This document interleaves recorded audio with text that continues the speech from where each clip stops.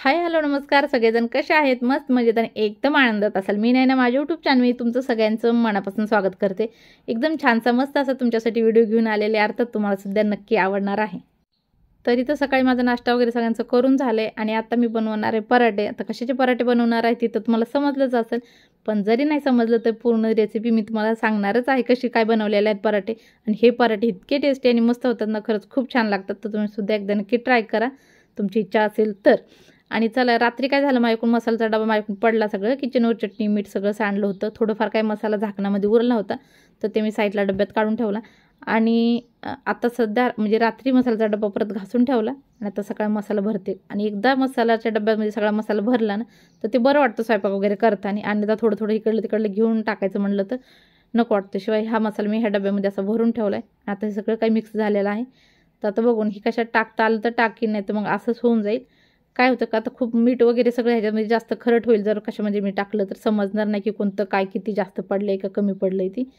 आणि सकाळ सकाळ मम्मी आलेलं आहे माझ्याकडं, तर हातामध्ये ज्वारीचं पीठ घेऊन आली। मी म्हटलं होतं पीठ नाही आणि काल मला म्हणत होते घरी ये म्हणून, म्हणलं नको आमचं पीठ संपलं म्हणलं, ज्वारीचं दळण करायचं मला।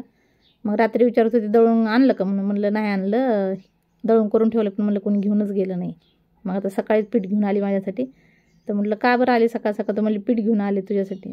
तर म्हटलं वा माझी मायची माया म्हणलं भारीच आहे।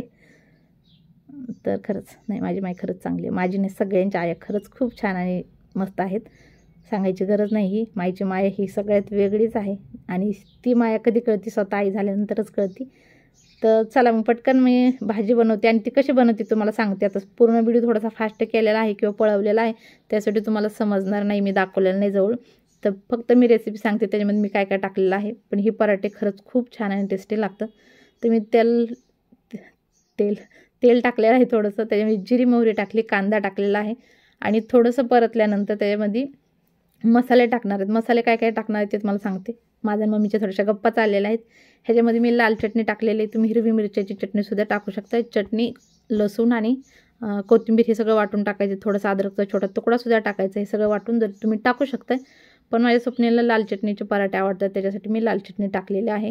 गरम मसाला टाकला, थोडासा चाट मसाला टाकला, आमचूर पावडर टाकली, पाहिजे तर थोडंसं मॅगी मसालासुद्धा तुम्ही टाकू शकता। एकदम चटपटीत मस्त असे पराठे लागतात।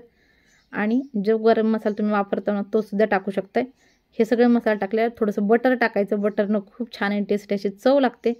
आणि भाजी तयार झाली, थंड करण्यासाठी साईडला ठेवली आणि आता इथं मी बनवत आहे पराठे। मम्मीला सुद्धा म्हटलं एक पराठा खा, आणि मम्मीने जे पीठ आणलं होतं ना त्याची एक भाकरसुद्धा केली, ती म्हणजे पराठा नको मी, मग म्हणलं ठीक आहे भाकर तर खा। मग भाकर बनवली पण आता तिने नको म्हणली मला खायचं, तर एक भाकर माझ्यासाठी करून ठेवली, म्हणजे तिच्यासाठीच केली होती पण म्हटलं आता जाऊ दे मी खाऊन टाकेल का, तर तिला खायचीच नाही तर काय। आणि शिवाय भाकरी घरामध्ये कोणच खात नाही, सगळे चपात्याच खातात, तर मी माझ्यासाठी एक भाकर करते। शिवाय माझा तवा तुम्हाला खूप जास्त असं काळा दिसत असेल तर प्लीज लक्ष नका देऊ तव्याकडे, कशासाठी तर मी चपात्या आणि भाकरी एका तव्यावरच करते ना त्याच्यासाठी। आता बरेच जण म्हणतील अलग तव्यावर का करत नाही, तर अलग तव्यावर एक लोखंडाचा तवा आहे माझ्याकडे पण मी त्याच्यावर करत नाही। लोखंडाच्या तव्यावर काय होतं ना मध्येच भाकर शेकते आणि साईडनं भाकर कच्चीच वाटते, त्यासाठी मला त्याच्यावर आवडत नाही। तर मसाला वगैरे मी भाजायला तो तवा वापरते आणि भाकरी आणि चपात्या ह्याच्यावरच करते। का तर भाकरीशिवाय खात नसल्यामुळे गरम तवा असला की माणूस कसं होतं ना एक भाकर करायची त्यासाठी डबल कुठं तवा घाण करायचा आहे, तर एक भाकर ह्याच्यावरच करून टाकू। आणि मग रविवार असला किंवा नॉनव्हेज वगैरे आणलं तर मग भाकरी मी जबरदस्ती सगळ्यांसाठी भाकरी करते आणि सगळ्यांनी भाकरच खायची आहे।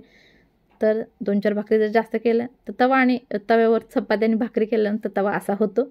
आता हे ज्यांच्या घरी होत असेल तर त्यांना माहीत आहे, किती जरी घासलं ना पटकन मग एक दिवस असा स्पेशल तवा घासावा लागतं, मग त्याला 1-1.5 तास तरी का पण लागतो त्याला एकदम घासून वगैरे पांढरा शेपट काढण्यासाठी। आणि माझं सुद्धा तसंच आहे, पण माझा मूड असला की मग पूर्ण पांढरा तवा काढते आणि 2 दिवसात परत जसायची तसा होतो। चपातीनं जास्त खराब होत नाही पण भाकरीनं खराब होतो तवा, आणि असंच आहे। तर माझे मस्तपैकी असे पराठे झालेले आहेत आणि गरम गरम पराठे पाहिजे तर दह्यासोबत खा। माझ्या स्वप्नीला दही वगैरे काही लागत नाही, फक्त तो असेच गरम पराठे खातो आणि शिवाय थंड बिलकुल खात नाही। आणि स्नेहाला सॉससोबत पराठे खायला आवडतात, तर ती सॉस लावून पराठ्याला ती खाते।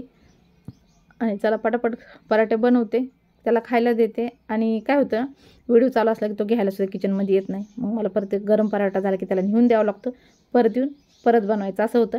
पण जर चपात्या करत असले ना तेव्हा पण हे असंच होतं, गरम गरम ह्यांना बनवायचं आणि द्यायच्या आणि ती तिकडे खातात आणि मला नेऊन द्यावं लागतात। आणि आता इथं मी शिजवलेल्या बटाट्याचीच भाजी करायला लागली, का थोडीशी बटाटे मी जास्त शिजवले होते, म्हटलं ह्याचीच भाजी पण करून टाकन।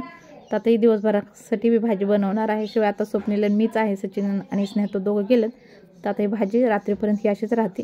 स्वप्नीला खाल्ली तर खाते, मी खाईन, आणि बाकीची भाजी तशीच उरते. पण आता ही पातळ भाजी ह्याची मी बनवते. ही भाजी खरंच टेस्टी खूप छान लागते. ह्याची शिवाय रेसिपीसुद्धा मी टाकलेली आहे भाजीची, तुम्ही एकदा चेक करू शकताय.